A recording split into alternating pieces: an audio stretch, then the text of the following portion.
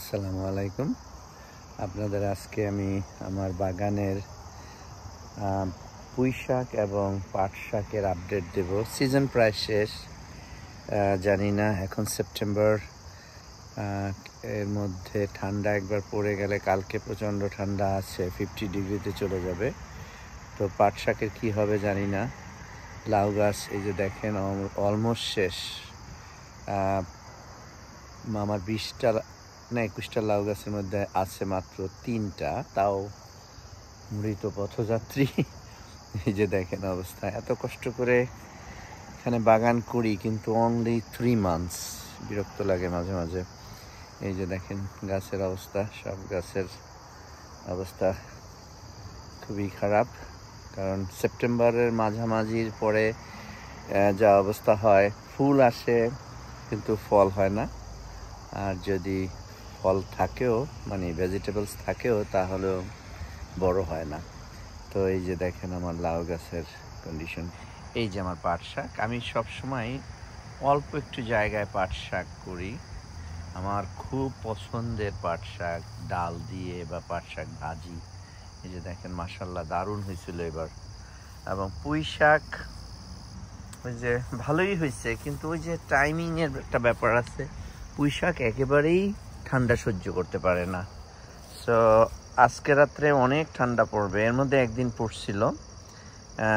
দেখেন অবস্থা, অলরেডি পাতা, কালকে আমরা পাতা পুঁই শাক নিলাম কিন্তু কেমন শক্ত শক্ত, সিদ্ধ হতে অনেক কষ্ট হয়েছে।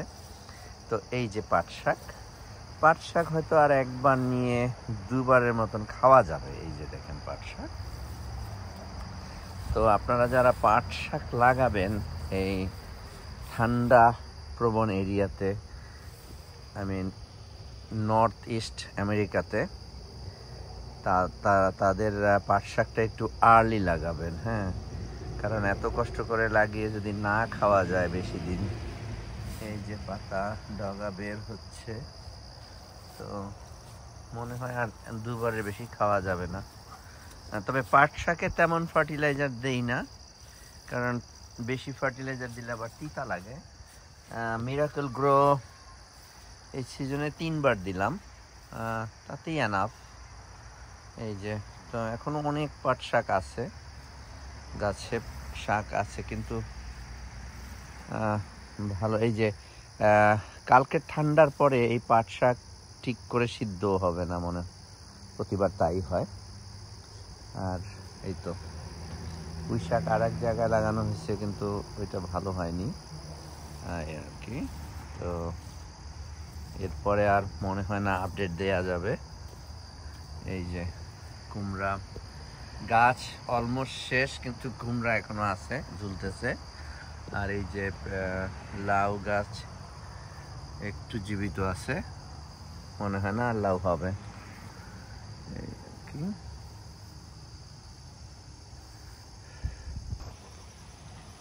কচু শাক এবার খেলাম অনেক। প্রতিবারই আমি 1 রো কচু গাছ লাগাই।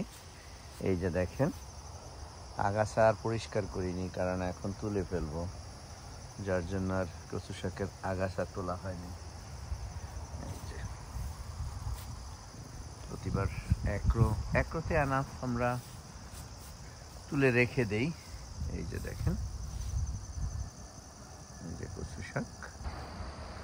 দেখেন সিম গাছ, এই যে এখন সিজন শেষ, কি সুন্দর হয়েছে। প্রতিবার এই সিম গাছের এই কি অবস্থা, একদম সিজনের শেষে যে সেপ্টেম্বরে এরকম হয়, কিন্তু এন্ড অফ সেপ্টেম্বর আগেই বললাম একবার ঠান্ডা পড়লে সব শেষ। দেখেন কি সুন্দর 2 প্রকারের সিম হয়েছে, একটা আর একটা হলো চ্যাপ্টা সিম, আমাদের বাংলাদেশের যেটা চ্যাপ্টা একটা, আর হলো রেগুলার সিম যেটা। দেখেন কি সুন্দর ফুল আসছে, কিন্তু লাভ কি, এই ফুল তো কোনো কাজ হবে না। এবং কি সুন্দর গাছ হইলো। সিম গাছের তেমন যত্ন নিতে হয় না এই ঠান্ডা ওয়েদারে, আমি দেখলাম। লাগানোর পরে 2-3 বার মিরাকল গ্রো দিলাম, ব্যাস। আর আমরা ফার্টিলাইজার খুবই কম দেই, সব অর্গানিক ওয়েতে করি, যার জন্য আমাদের বাগানের ভেজিটেবলস অনেক টেস্টি। তো ওই যে দেখেন সিম গাছ এত সুন্দরভাবে হয়েছে, কিন্তু লাভ কি, এখন তো সিজন শেষ। এই যে লাউ গাছের অবস্থা দেখেন, সব শেষ। তবে মাশাআল্লাহ মরিচ, কাঁচা মরিচ দেখেন অবস্থা কাঁচা মরিচের। এই যে দেখেন কি সুন্দর, এবং এই কাঁচা মরিচটা টোটালি ডিফারেন্ট। এই কাঁচা মরিচটা মনে হবে আপনি বোম্বাই মরিচ খাচ্ছেন, ফ্লেভারটা এরকম, এবং ঝাল, প্রচণ্ড ঝাল, আমার সবচেয়ে পছন্দের। এই যে প্রচুর ফুল আসছে, কিন্তু ওই যে বললাম ফুল আসলে কোনো লাভ নেই, মরিচ ধরলেও একবার ঠান্ডা পড়লে সেই ঠান্ডায় আর মরিচ বড় হবে না। এই যে দেখেন কি হারে মরিচ হয়েছে। এই গাছটা একটু পুরনো ছিল, আগে হয়েছে। এই যে দেখেন, এটা অ্যাকচুয়ালি এই গাছটা আমি হাইড্রোফোনিক ওয়েতে ঘরে তৈরি করছিলাম ঠান্ডার মধ্যে। আপনারা হাইড্রোফোনিক সিস্টেমেও ঘরে চারা করে তারপরে বাইরে নিয়ে আসতে পারেন, যেটা আমি করছি। এই জায়গার সব গাছগুলো আমার হাইড্রোফোনিক ওয়েতে চারা করা, যার জন্য এগুলো বেশ হেলদি। কিন্তু লাভ কি হেলদি হয়ে, এই তো শেষ। তো এই যে দেখেন টমেটো গাছের অবস্থাও শেষ, খুব একটা ভালো না, এই যে পাতা। তবে আমি বেগুন গাছ দেখেন, বেগুন, প্রচুর বেগুন খেলাম এবার। এই যে বেগুন গাছের অবস্থা দেখেন। এই যে এই টমেটো গাছটা দেখেন, একটা গাছ, কিন্তু এখানে এই একটা গাছে এবার যেই পরিমাণ টমেটো আমরা তুললাম। এই আর বোম্বাই মরিচ দেখেন, এই বোম্বাই মরিচ তো না, নাগা। সো এই যে এটা রেগুলার মরিচ। তো আমরা এখন এগুলো সব সিজন শেষ, প্রায় আর 2 সপ্তাহ হবে। বেগুন ধরছে, ফুল আসছে, কিন্তু এই ফুল কোনো লাভ নেই। এই যে দেখেন, ধরুন এটা হবে না। তো এই হলো আমার, এগুলো সব আর 2 সপ্তাহ পরে ফেলে দিতে হবে। এটাই কষ্ট লাগে, এত কষ্ট করে লাগানোর সিজন। এই যে দেখেন টমেটো, রমা টমেটো, এটা হলো সালাদের জন্য বেস্ট। অলমোস্ট মরে যাবার অবস্থা। এই যে করলা গাছ দেখেন, করলা গাছের অবস্থাও খুব একটা ভালো না। করলা আছে গাছে, জানি না। এই যে, তো এই হলো বাগান শেষের দিকে। এখন আমরা কিছু কিছু গাছ আমরা ভেতরে নিয়ে যাব, যেমন ধরেন মরিচ গাছ। হ্যাঁ, এই মরিচ গাছ একটা নিয়ে যাব বা 2টো ঘরে, অর্ধেক কেটে দিব এবং পুরো উইন্টারে ঘরে থাকবে, আবার সামারে আমরা বের করব। প্রতিবার তাই করি, কারণ এই মরিচটা আগেই বললাম যে এই মরিচটা হলো পুরো একটা ঝালালা মরিচ।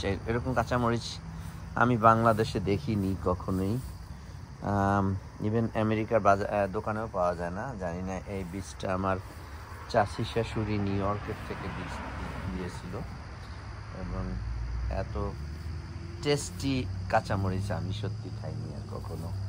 এই যে দেখেন অবস্থা। এই গাছটা অ্যাকচুয়ালি আমি ঘরের ভেতরে নিয়ে যাব, কারণ এটা বেশ হেলদি, এবং এটার গাছ এই যে অর্ধেক কেটে দিবেন, এইটুক যদি রেখে দেন, এইটুক অর্ধেক কেটে তাতে আপনি ঘরে রাখতে পারবেন, এবং নিয়মিত ফার্টিলাইজার দিতে হবে ঘরে।